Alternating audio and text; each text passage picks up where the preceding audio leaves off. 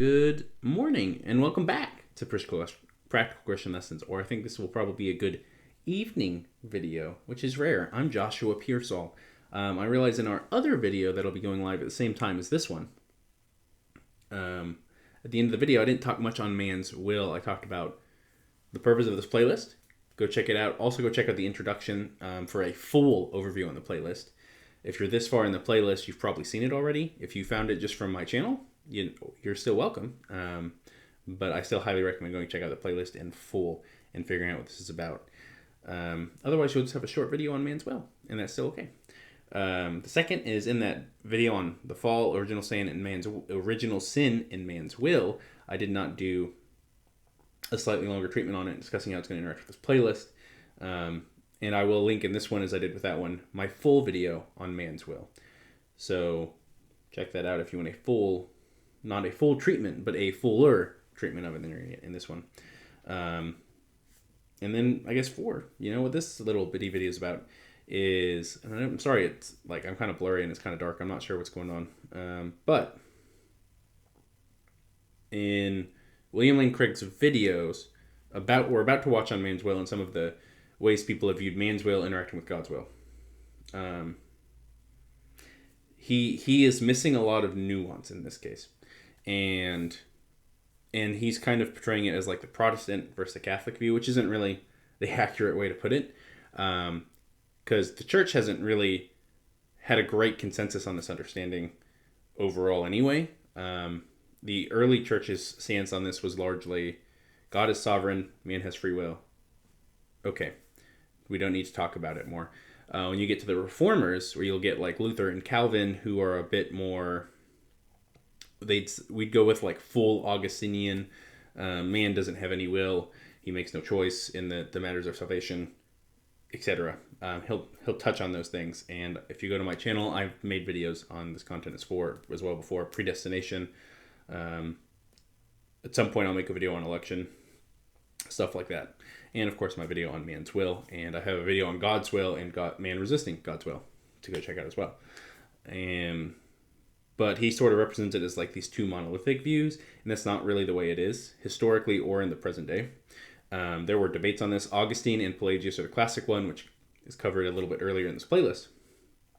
And from there's an answer sort of given on what is wrong. But the council that condemns Pelagianism and the theologians that address it, other than Augustine, who's not agreed with by the other theologians there and other church figures there, is what is man's exact role. They don't go as far as him. They say, okay, Augustine has gone too far, and they say Pelagius has gone too far. These are both wrong. And they'll condemn semi-Pelagianism when it comes back up. So we're still left with in between here on what to figure out. And that is going to be a lot of the debates following. And I am partial, personally, to the early church stance of God is completely sovereign, and in his sovereignty, he has somehow allowed man to have free will. We can leave it a mystery. We don't have to have an answer. But as an Arminian, if pressed on the Arminian stance, I'm happily going to give the Arminian stance as well. It's what this channel is about. And we go a little bit further than the early church, but not much further. So I'm also completely okay with that. I'm also fine with the Lutheran view. Imagine that.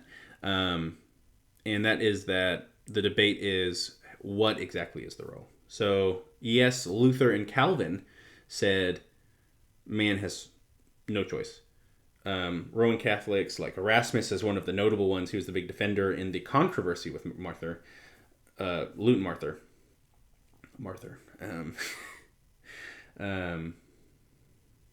And he defended a very strong view of free will, which was maybe too far on the Pelagian direction, but you can read him for yourself and determine that. But they were certainly not willing to go as far as Augustine did either. And you have people in between on both sides. Melanchthon is one of the most notable ones. He was one of the friends, students, and sort of co-reformers of Martin Luther, if you don't know who he is. And it is worth going to look at other figures in the Reformation at this time, because it wasn't just Luther and it wasn't just Calvin. Melanchthon and a lot of the Lutherans disagreed with Luther. There were a fair amount of people in the Reformed camp who weren't necessarily on board with like Calvin and friends right away. Of course, that became the normal of the Reformed tradition, so they came on board, or their students came on board. The Reformed tradition went on board with it.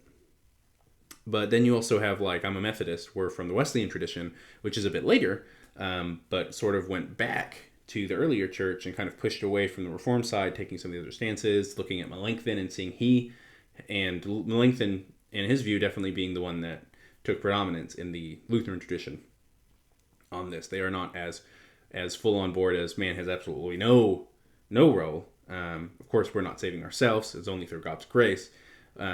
And God, they'll say that God does unconditionally elect individuals, that does happen, but that doesn't mean every individual who exists is just suddenly unable to have salvation.